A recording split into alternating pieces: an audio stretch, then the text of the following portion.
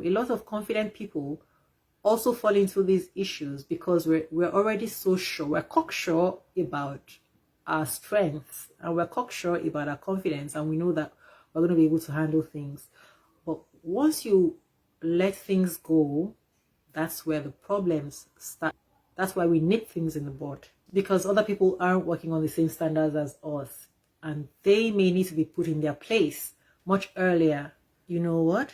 A lot of us often don't realize how we sign and seal the agreements and contracts for the things that happen to us. When we start having a relationship with someone and we allow things to happen between us or around us that contravene godly guides and principles, I'm not that person who typically speaks in terms of or thinks in terms of good and bad for making decisions and getting the best results. I'm less concerned with moralizing, but I speak instead of common sense and facts, and of course, yes, in addition to godly principles that place us where we truly desire to be. Take, for instance, we've been taught to let our yes be a yes and our no be a no. A lot of admonitions are just there for our own protection. And so we should consider these things very carefully and be guided by them. This one, let your yes be your yes and let your no be your no, is there for our own security and to maintain our integrity and respect. And here is how. Be very careful before giving your response, and also before changing your mind about something, or after you've given your response to something. And when you do change your mind, either because you thought about it on your own and you change your mind, or because they talked you into changing your mind. And sometimes you allow them to talk you into that because while they were talking to you, you've considered it and you've seen the point, and you've actually decided that you'd rather do this now or not do it now.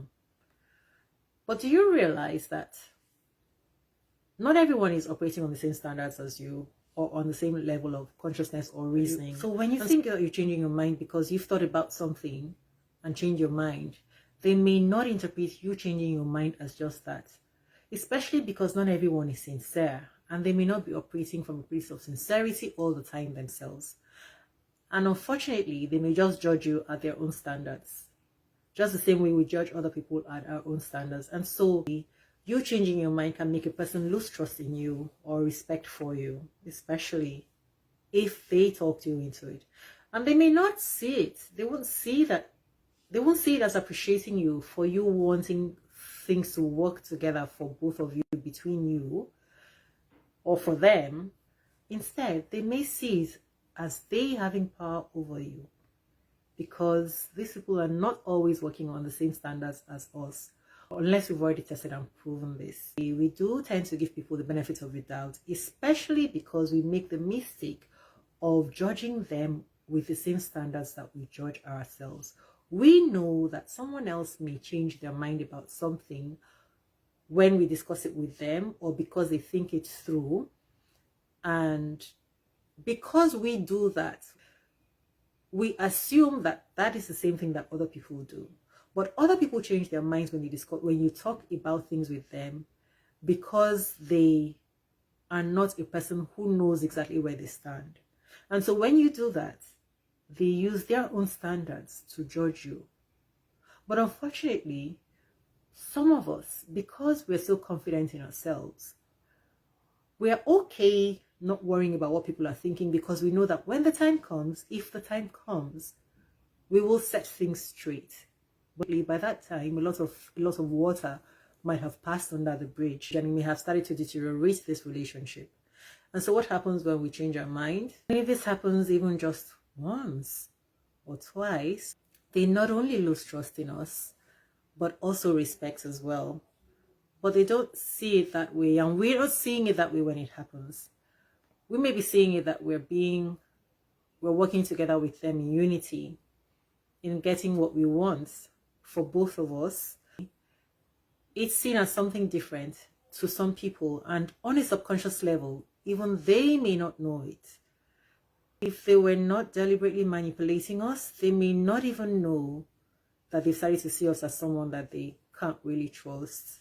And going forward, they will subconsciously not take us serious. And when you say something, you notice them disregarding you, and then you start asking yourself, within yourself, how come this person is disregarding me here and here? Even as a confident person, you can find yourself in this situation before you realize how you got there. And this happened to me.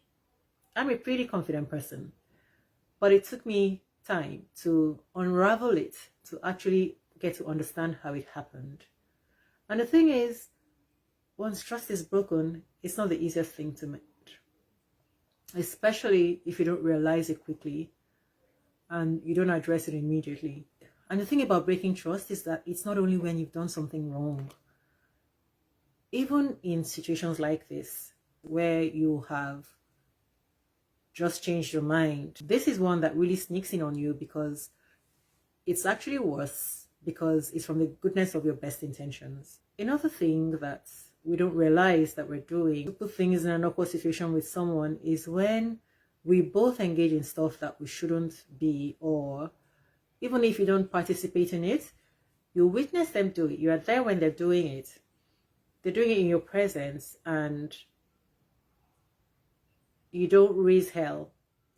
Because even if you complain about it, even if you do mention that you are not in support of what they're doing, if you don't raise hell about it, what happens is that eventually they take it that you're an accomplice. Somehow, subconsciously, they take it that you are an accomplice to this nonsense. Sometimes they try to laugh over it with you. And just because they laughed in your presence, even if you didn't respond with laughter, somehow in their minds, it can register as you going along with it. So you better raise hell at them, because if you don't, you are an accomplice in their subconscious at best. So they still lose respect for you, whether they know it or not. So right there, it tells you that you're dealing with someone who is unfaithful to proper guidance, or who isn't faithful to godly ways. And as I said, this isn't about morals. The problem is this: the compass by which this person makes decisions, that is the problem. The compass by which they behave in life. And so for you to be comfortable with the person's way of doing things enough to be in a close relationship with them tells you something. And they will use this same standard when it concerns us.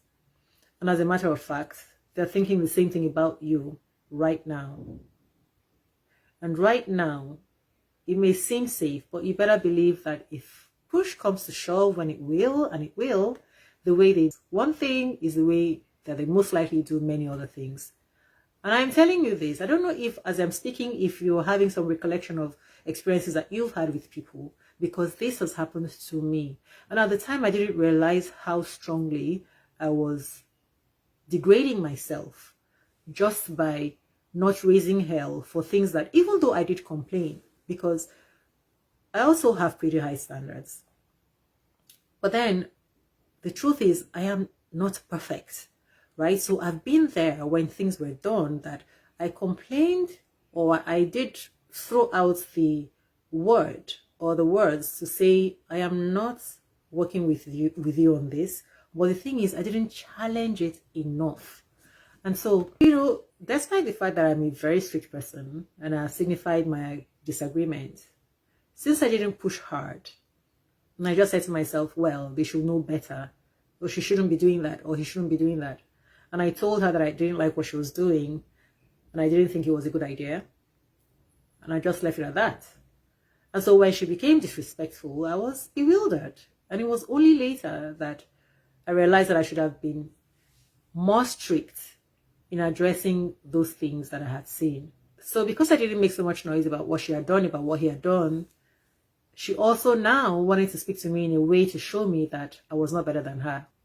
They turn around, and I am shocked when the behavior starts. And I'm like, where is this coming from? So looking back, I can see that it is me not standing strongly enough, loudly enough about my disagreements with those things that I knew that shouldn't have happened in the first place. It's not enough to just signify, no, I don't agree with this. You have to stand up loud against it, and actually take a stand and do something about it. Otherwise, it's coming back to bite you in the butt.